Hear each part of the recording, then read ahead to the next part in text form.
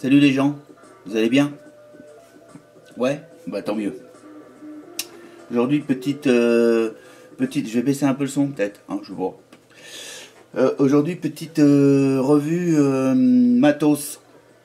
Matos, je vais vous parler d'un petit... je vais vous parler d'un petit Cliro, le Fogger. Yes, Fogger V4, double coil. Une tuerie, je vous le dis tout de suite, une tuerie. Euh, Super Cliro. Euh, voilà quoi, hein, que vous dire, il est génial. Stainless steel, c'est-à-dire acier inoxydable d'un bout à l'autre, no suicide. Je tiens à remercier Luigi de chez Laservap de m'avoir offert gracieusement ce petit Cliro. Hein. Donc j'en profite pour faire une petite revue dessus parce que franchement le Fogger déjà je le kiffais, le Fogger V2 je le kiffais, le Fogger V4 ouais, je vous dis tout net, c'est un truc, s'il y a un Cliro à avoir, le Fogger V4 vous pouvez le prendre sans souci, montage tranquille, ça se fait bien, c'est superbe, pas de difficulté, le truc ça fuit pas, on a un vrai, très important, on a un vrai réglage d'airflow qui est ici, on le verra tout à l'heure en plan serré, un vrai réglage d'airflow qui vous donne une vape comme vous le voulez. Vous aimez la vape aérienne, il envoie un feu de Dieu en vape aérienne. Vous l'aimez plus serré, vous réglez pile poil, nickel. La baguette tient, enfin bref. J'ai essayé de lui trouver des défauts quand même. J'en ai pas trouvé là tout de suite. J'en ai pas trouvé. Ça fait 2 jours que je vape avec. Bon, je vais peut-être y en trouver au fur et à mesure. En attendant, pour l'instant, pas de fuite, rien, pas de glouglou. Nickel. Nickel. Je vous donne ces mensurations. Allez, les mensurations, je regarde sur le site parce que je peux pas me rappeler de tout. Il a une longueur avec drip tip de 71 mm. D'accord. Sans le drip tip de 51 mm. Il a un diamètre de 22. Donc acier inoxydable 304, ça c'est fait. Réservoir Pyrex, contenance, c'est une citerne, 5 ml, c'est top. Moi je vape 10 ml par jour, grosso merdo, hein, entre 8 et 10 ml par jour. Je le remplis 2 fois, ça me va super bien. Il a un poids avoisinant les 85 grammes. Et puis voilà. Il y a déjà pas mal de. Hein, pas mal de petits renseignements. Hein. Non, ça va super bien. Ça va super bien. Tout de suite, on se retrouve en plan serré.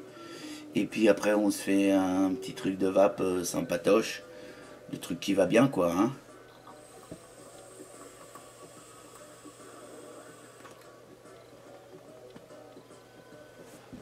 Allez, on passe en plan serré. Bon, alors voici le Fogger V4. La petite boîte ressemble étrangement à celle du V2, hein, voire du V3. Ok. Donc sans plus attendre, on va l'ouvrir. C'est quand même le plus intéressant, c'est ce qu'il y a à l'intérieur. Hein. Donc voilà, rien de particulier. La petite pochette avec les joints, le petit tournevis, de petits bouts de mèche, des petites vis de rechange, un petit bout de fil résistif. Ok. Le Fogger, le voici, le voilà. Ok. Fogger 4.0.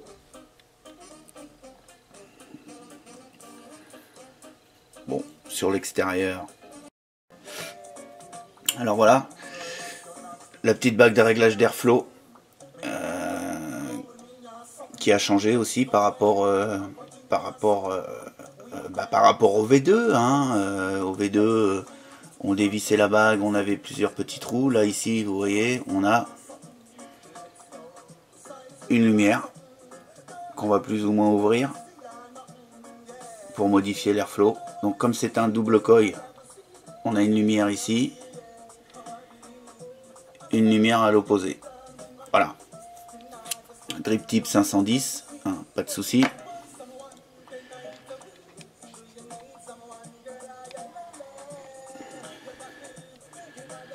Le top cap,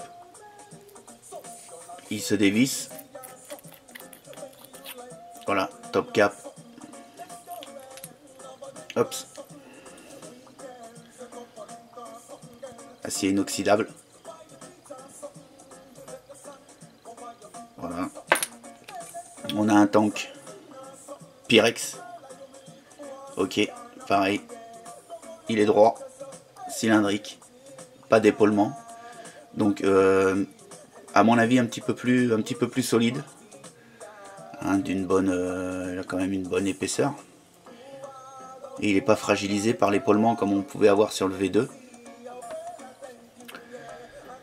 Alors, la cheminée, bah en fait la cheminée ressemble étrangement à celle d'un atomiseur Kefun par exemple. Voilà, donc là on a marqué Fogger, sérigraphié. Voilà, ça se démonte. Oups, et ben ça, il fallait bien que je la fasse tomber, hein. Fallait bien, hein. Voilà, ça se démonte donc en deux parties. Ok.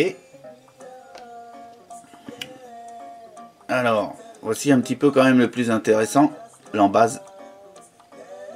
D'accord, donc on peut s'apercevoir des deux trous d'airflow, d'arrivée d'airflow, puisque bien évidemment on va le monter en double coil. Et les rainures ici au nombre de 4 qui vont faire arriver le juice sur notre coil. Voilà. Petit truc sympatoche. Ici on a la vis de remplissage. Il suffira de dévisser cette vis qui arrive ici pour pouvoir remplir notre ato. Et ben voilà. Donc on se le remonte comme ceci. Voilà. Pas trop vite quand même. Hein, quand même. Donc on a donc cette cheminée. Voilà. Hop. Ça c'est fait. Le Pyrex. Le top cap. Alors facilité de montage, démontage, il n'y a pas plus simple quoi en fait. Hein. Voilà, on serre mais gentiment. On va pas tout casser. Voilà. Et on s'y met le petit drip tip. Voilà, l'encombrement par rapport au V2 par exemple. Et ben ici on a le V2, ici on a le V4. Voilà. D'accord. Bon, il change légèrement au niveau de l'embase là.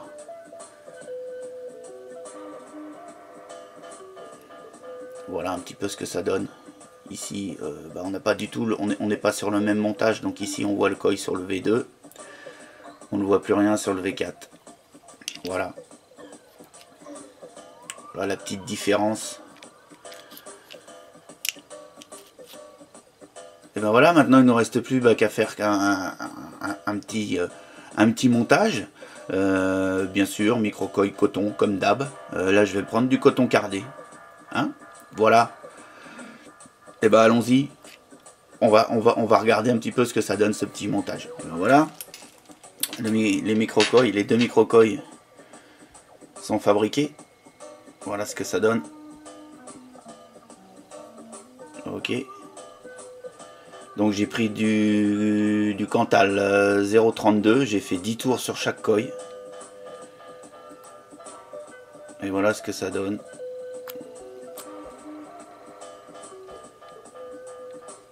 Voilà, on voit qu'il s'allume parfaitement bien. Du centre vers les extérieurs.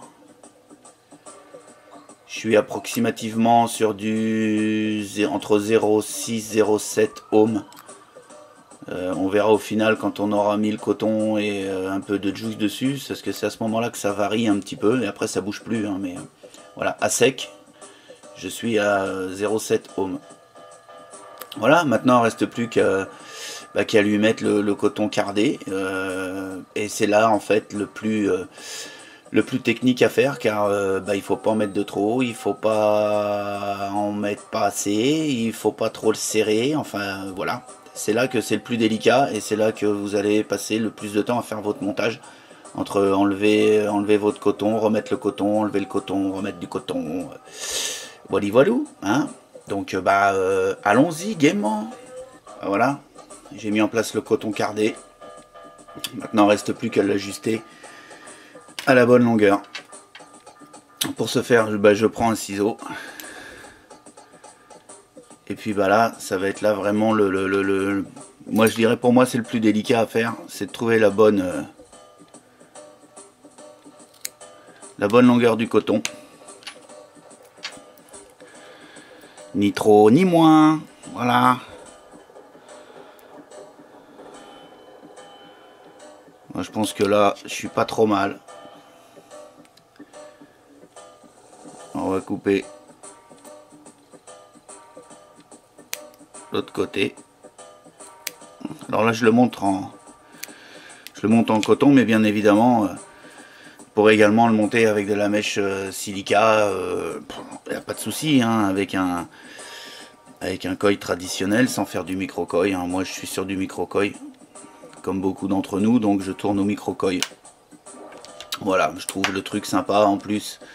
Ce qui fait que la résistance proprement dite avec le fil résistif, on n'est pas obligé de la refaire à chaque fois qu'on change de jus, puisqu'il suffit simplement d'évacuer le coton et de remettre du bon coton. Du bon coton, n'importe nawak. Oui, du bon outil, mais surtout du propre. Sans s'embêter, voilà. Là, ça me paraît pas mal, hein. Je viens de penser à un truc, plutôt que de m'embêter. Je vais tout de suite remettre... En fait, je vais essayer plutôt. J'aurais dû même le faire avant. Hein, c'est vrai. Je vais remettre la cloche dessus. Voilà.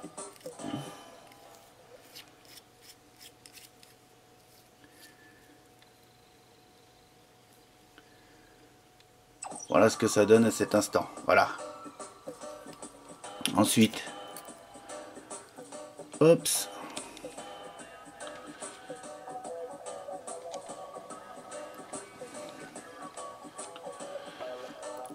Là, je viens placer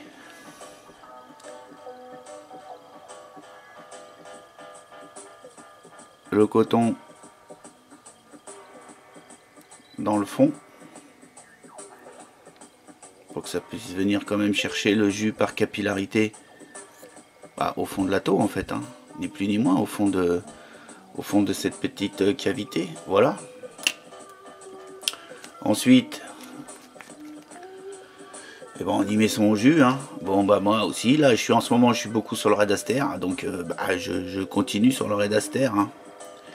Je vais juste enlever un petit peu de zoom légèrement, parce que là on va juste venir humidifier où vous faites couler le long, pour pas venir le noyer non plus.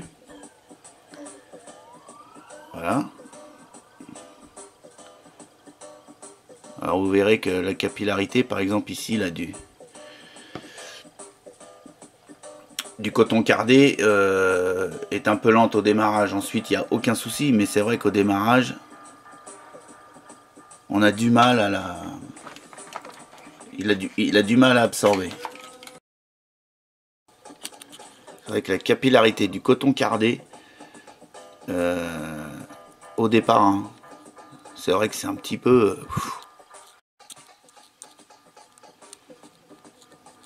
Bon, moi aussi évidemment le coton cardé, la particularité de mon coton cardé, c'est que moi je me suis pas amusé à le... Hop, je vais enlever un peu de zoom parce que je suis... Allez, hop, voilà. La particularité de mon coton cardé, c'est que je l'ai pas fait bouillir, voilà. Hein, il est sorti du sachet direct comme ça. Bon, alors est-ce que c'est bien, est-ce que c'est pas bien, je sais pas. Faites comme vous avez l'habitude de faire. D'accord.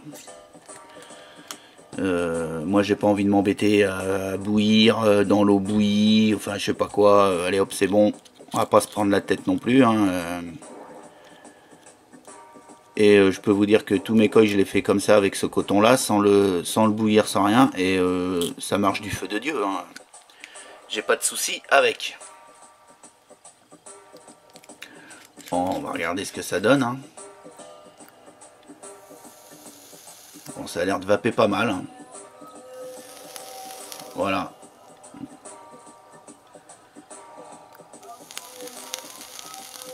Et ben voilà. Donc ensuite, remontage de la cheminée. Voilà.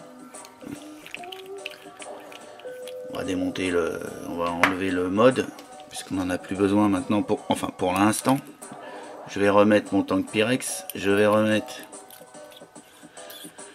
le top cap. Voilà, c'est vissé. Je viens défaire la petite vis de remplissage. Vous voyez, la petite vis de remplissage, il y a également un petit joint qui vient faire l'étanchéité. Alors attention, vous voyez, hein, attention quand vous enlèverez votre petite vis à ce petit joint. Il vient faire en fait étanchéité ici au fond de la gorge.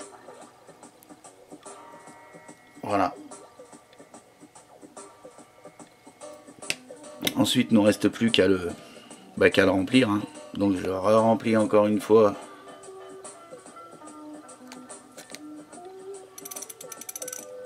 Donc je suis en 50-50.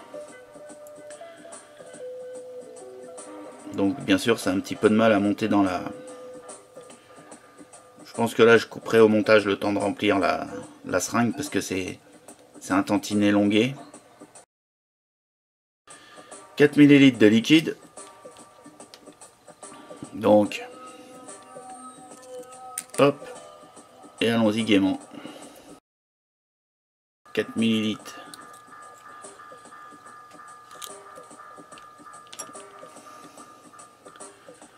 Ensuite, eh ben, on se remet la petite vis qui va bien ou qui va pas bien.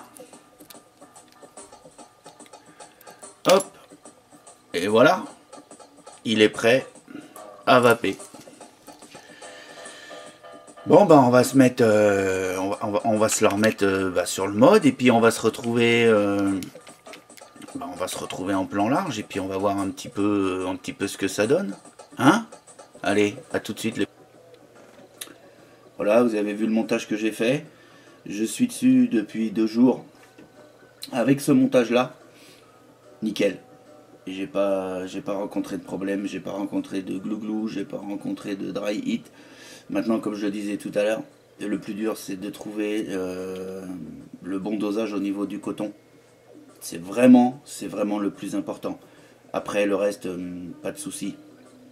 Ça se fait tout seul. Voilà, côté vape.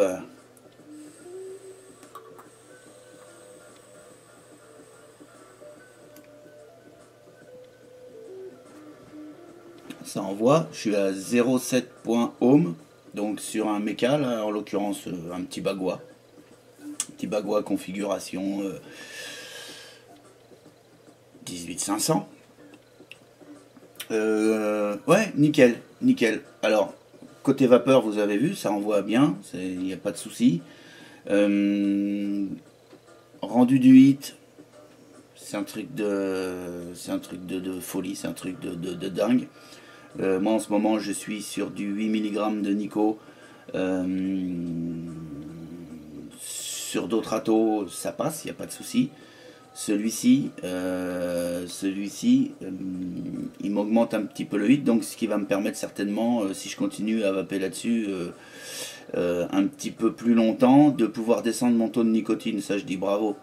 Je dis franchement bravo à ces nouveaux atos qui nous permettent de descendre la Nico relativement rapidement tout en ayant un hit.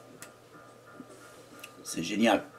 Rendu des saveurs, je connais très bien le juice que j'ai à l'intérieur, c'est du Red Aster. C'est mon all day depuis des mois. Ouais, je peux vous dire que j'ai bien le rendu des saveurs.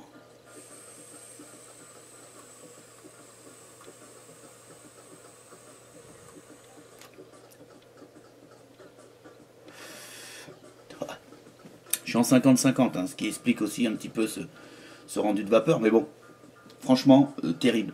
Terrible, terrible, terrible.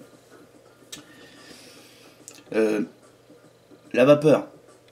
La vapeur, en 0,7.ohm, je la mettrais, si je chaîne vape dessus, je la mettrais en vapeur chaude.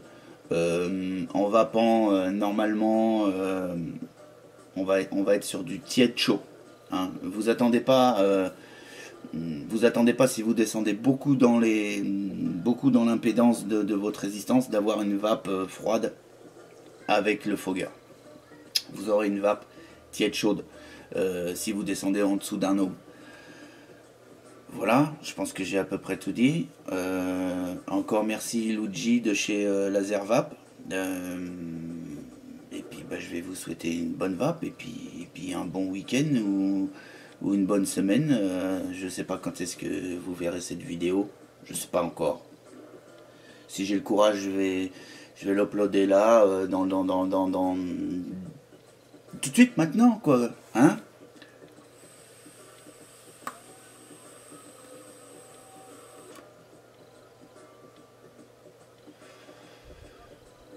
Si vous voulez un atto facile à reconstruire, je peux... Bon, peut-être pas un débutant parce que c'est un double coil, donc c'est un petit peu capricieux, mais voilà, au top. Allez, à bientôt les amis. Ciao!